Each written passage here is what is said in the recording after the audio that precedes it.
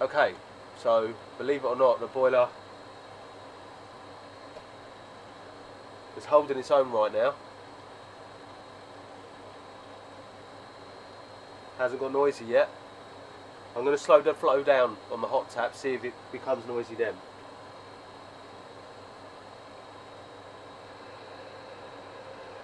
Okay, I've slowed that flow down.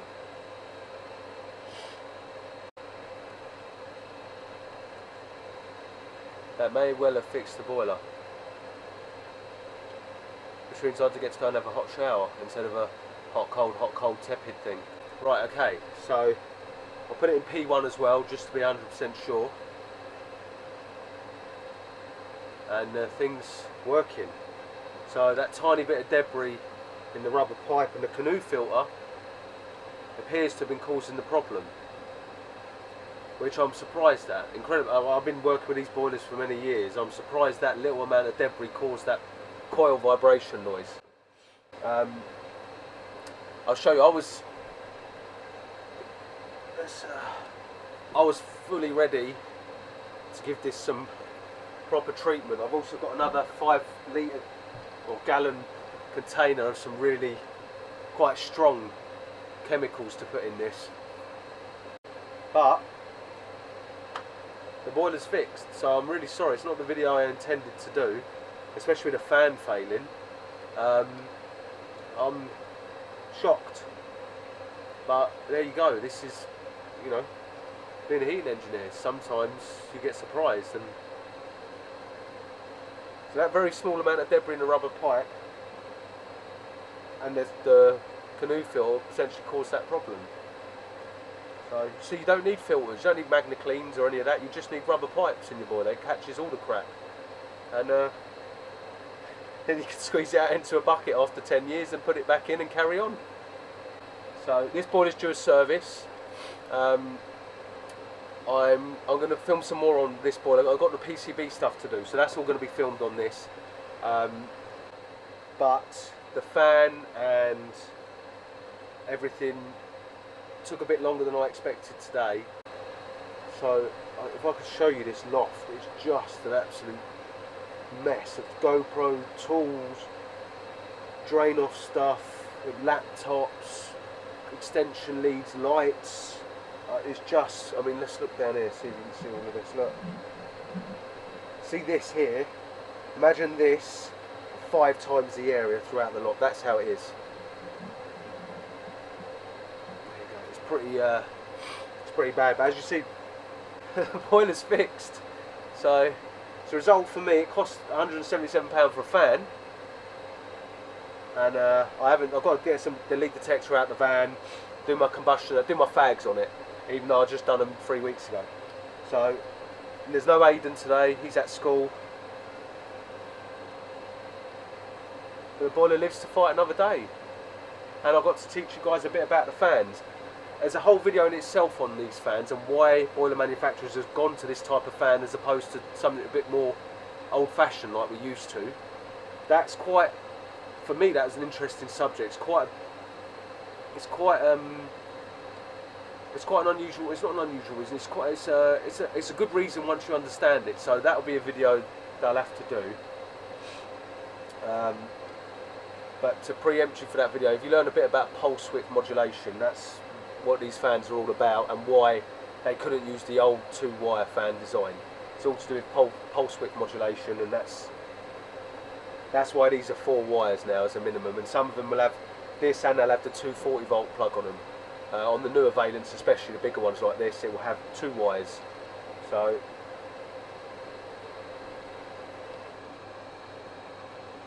thing ain't gone wrong. Still going. Let's turn the hot tap on fully again. Would you believe it? I don't.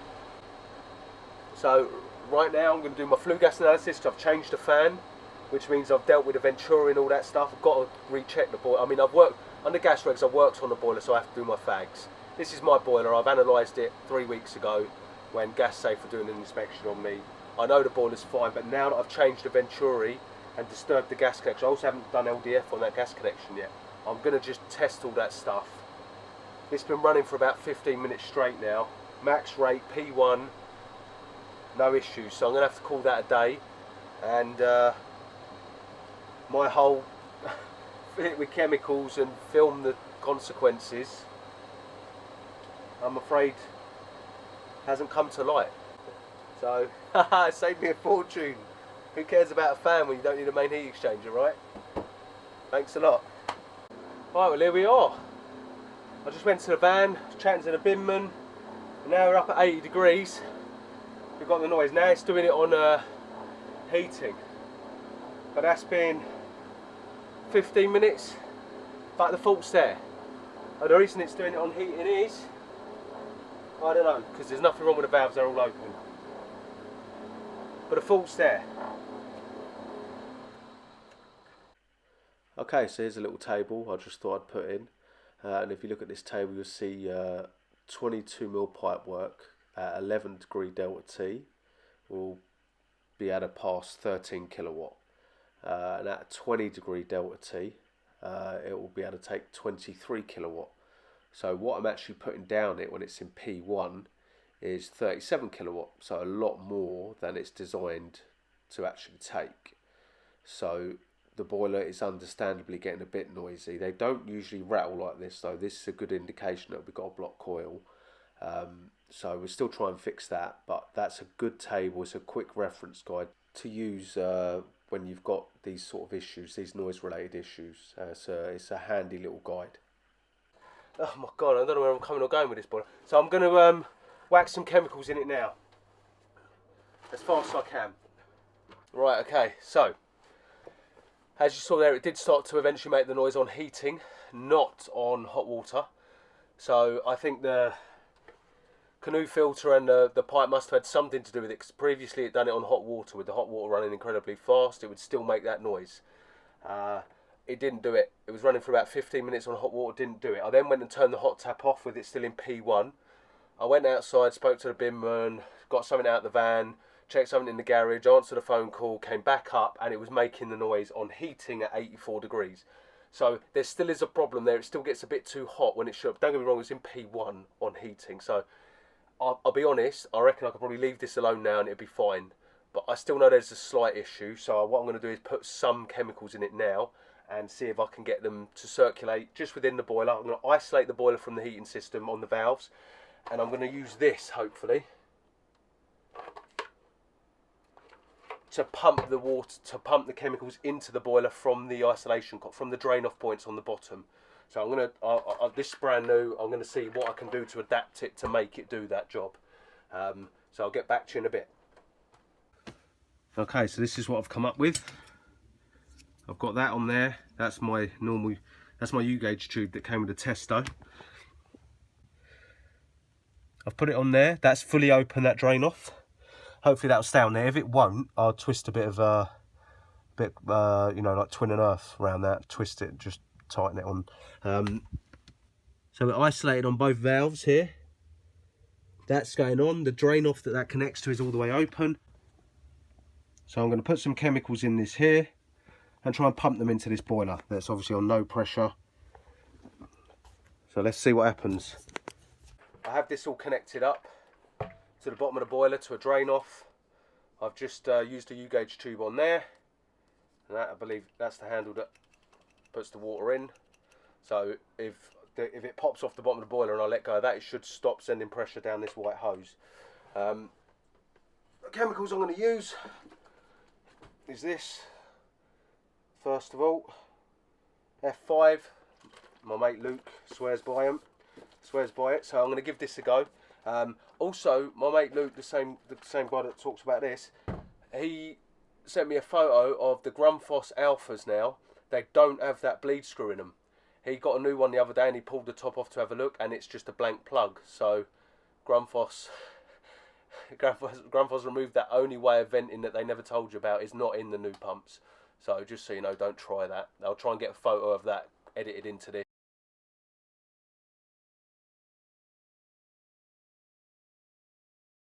Now I'm going to put this stuff in the boiler.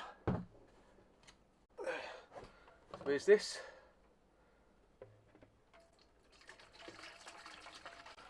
So this is designed for what? An entire heating system. give it a go, eh? So I'm going down the less painful for the boiler route first.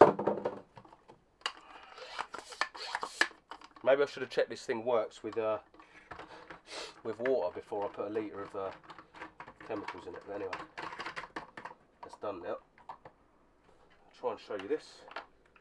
Right, let's point you down a bit like this.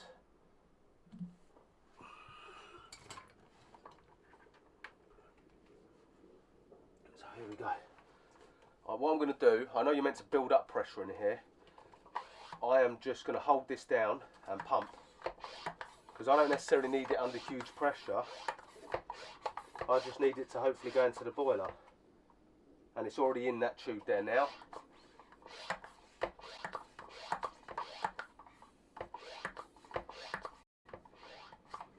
feel like closing my eyes in case one of these hoses pops off or something. Maybe I should be wearing goggles for this actually.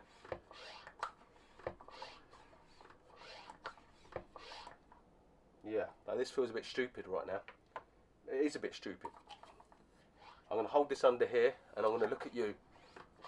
So hopefully if it all goes to crap, it doesn't go in my eye.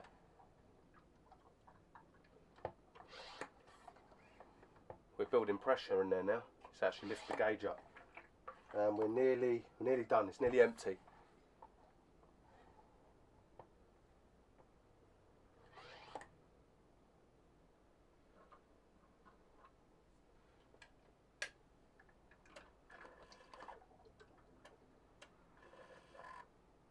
This might be a really bad idea, but I'm just going to see if I can purge a bit of air out of it.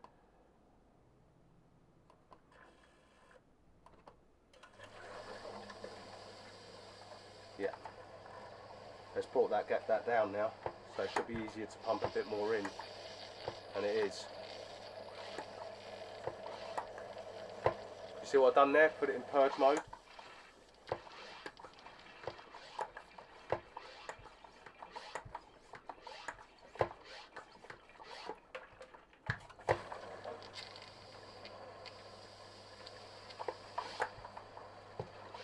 As the AAV's bleeding air out, I'm pumping a bit more in.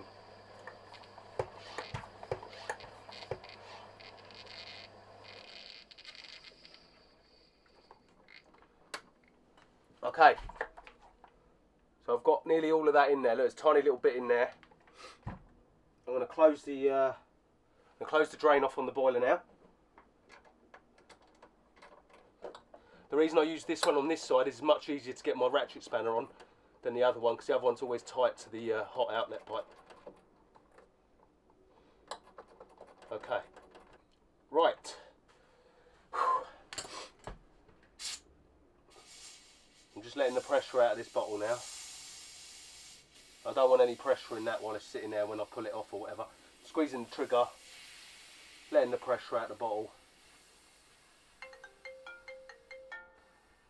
Buddy calling me. Hello. Right, mate, I'm trying to fix my boiler, mate. It's not laughing. It's not laughing matter. The main heat exchanger. Yeah, but the fan just packed up while I was doing it. But I'm filming right now.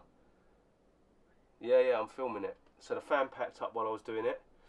I thought it was fixed because it stopped overheating on. It stopped doing the noise on hot water. But now it's doing an 837.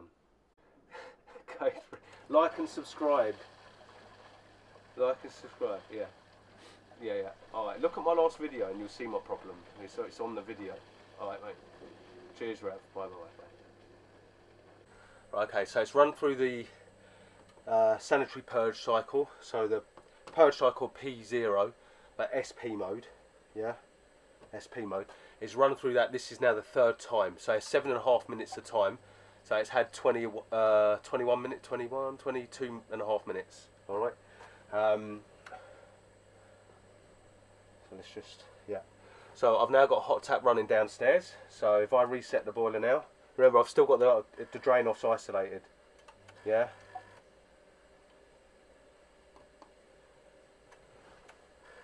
So I'll just show you this. That's what's come out of the boiler so far. Let's get a bit closer. Okay, not much.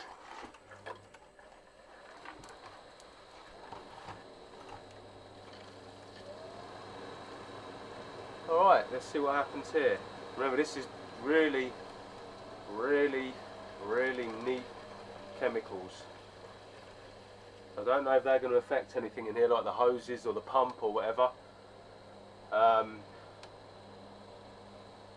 But this is what I have to do to fix this heat exchanger.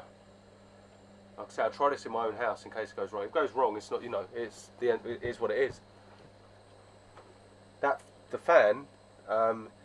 If this doesn't work, I'll keep the boilers. Doesn't seem to do it on hot water anymore. The noise. So providing this works, or even if it doesn't work, I think I'm just going to put up with it now because it doesn't do it on hot water, which is the real problem. But the reason I have it isolated and I'm running it on hot water is because I want to keep all the chemicals within the boiler. I don't want to dilute them throughout the heating system. Now, no one, I'm sure no one, no Vaillant, no Furnox, no one's going to recommend what I'm doing here, okay? But I have nothing to lose. It's my boiler. I choose, you know, what I do with it. So, running now for hot water. I'm probably going to leave that running for as long as I can. I've got to get ready now to go out Christmas shopping with the wife. So, I'm going to tidy up what I can and leave up here what I think I may need tomorrow, and I'll come back and revisit this tomorrow morning. Obviously, I will drain out the chemicals. I'll drain the power flushing chemicals out.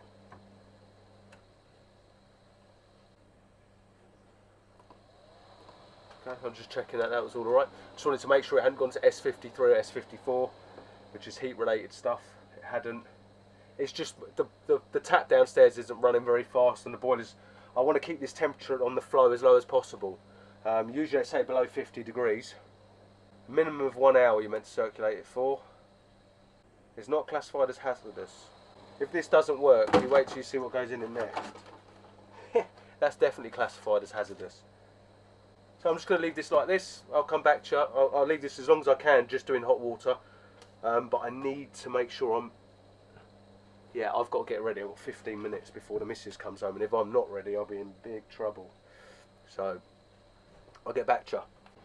Okay, so that's me kind of ready to go out. I just need to wash my face, a bit sweaty from running around like a madman. The whole time I've been getting ready, the boiler's been running for hot water. I've turned down nice and low to keep that flow temperature low. It's doing okay. The moment the wife gets in, all I'll do is I'll run up here and turn the power off, so leave the chemicals in the heat exchanger while we go out, so I'll be in there for 4 or 5 hours. When I come back, I'll just run it for another 10 minutes, drain it out, fill it up, and hope it's done. By that time the pump probably would have packed up, to be honest. Can definitely hear that pump. I'm back with my boiler today. It's the next day now. What I didn't drain out the chemicals. My wife came home. I just turned the isolation valves on, topped the pressure up, and went because I wanted to come home to a warm house and I didn't want to have the hassle because I got home at nearly 11 last night. So I didn't want the hassle of having to deal with the boiler before I went to bed. So still got the still got the F5 in there. It's running for heating now, so let's gonna max rate it now, and we'll see if the noise is still there. So it got about 20 minutes on P1 with the chemicals in there, and then it probably got another 20 minutes, half hour with the hot tap running and the boiler isolated from the supply, isolated from the heating system. So I haven't looked in it. Let's see if there's any leaks.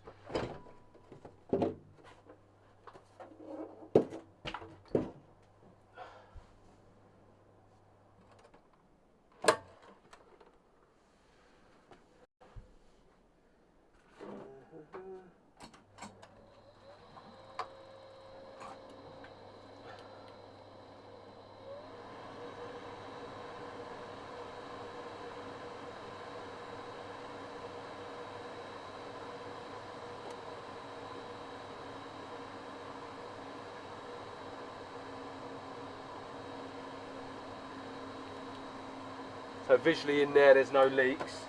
I think the noise is still there. It is much better. It doesn't seem to do it on hot water at all now. That's probably down to that canoe filter and this debris here being removed.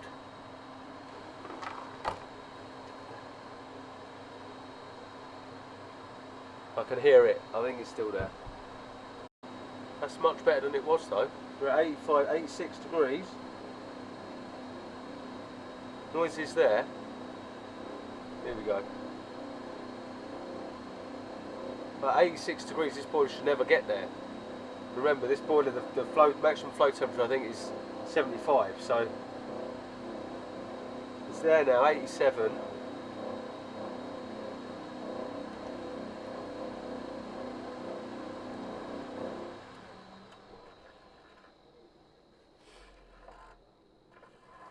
.91 when I paused, when I reset it. That wasn't bad. It wasn't bad. It's much better than it was. So what I'm going to do, that's power flushing chemicals I've put in there. I'm going to leave them in now. I'll leave them in for a week because I'm lazy. I can't be bothered to drain it all out and refill it now. So I'll leave them in it a week and then I'll get on to stage 2. I'll wax some. I was going to use some noise silencer, but I think I'm just going to up the ante and go with something a bit more acidic. That should clean it a bit quicker. I've got DS3 and stuff like that, but I think I'm gonna go straight to some, which is 19% hydrochloric acid. So you can get that from like Builder's Merchant.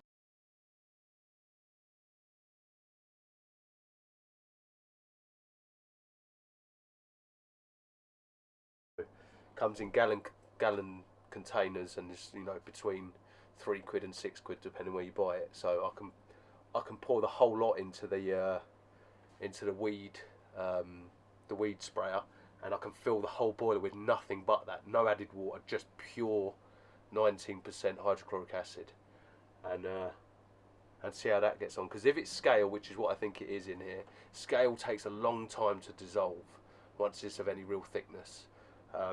The power flushing stuff's definitely changed it. The noise has got a lot less. It also now doesn't make the noise on hot water. Before it did do it on hot water. It doesn't do that anymore. So it's definitely improved. So I think I'm getting there. I'll get this edited next week. I'll recheck it. I'll drain the system out, refill it. I'll recheck the boiler, see if it still does it. If it does, in we go. All right, I'll see you then. PCB things, I've got to do them. I want to deal with the heat exchange stuff first, so the PCB stuff's probably going to be a little while off yet. Alright, thanks for watching. Okay, so one last quick thing. This is for fibre washer for the expansion vessel video. Now I now have a new way of topping up a boiler that has low pressure, but the mains isn't good enough. Because I reckon with this you'll be able to create a bar and a quarter of pressure. I think I've got my boiler up to 0.8. I'll have to review the footage, but there you go. No more draining expansion vessels, letting the air out and pumping it back up. I can use this, alright, so you don't have to slate me anymore. Alright guys, right, well this was filmed a couple of weeks before, well if not a few weeks before Christmas probably, and it's now the 16th of January and it's still not out, and I won't be getting these chemicals out over this weekend, so it'll probably be next weekend. I'll get it drained out, I'll retest the boiler once I've refilled it, see where it's at, and if it's still bad I'll put in the more corrosive chemicals and we'll see how that pans out. So I'll do a little update when that comes around. Okay, so thanks for watching guys, I really appreciate it, and if you like the videos, do subscribe. It helps keep me motivated, to be honest. Thanks a lot.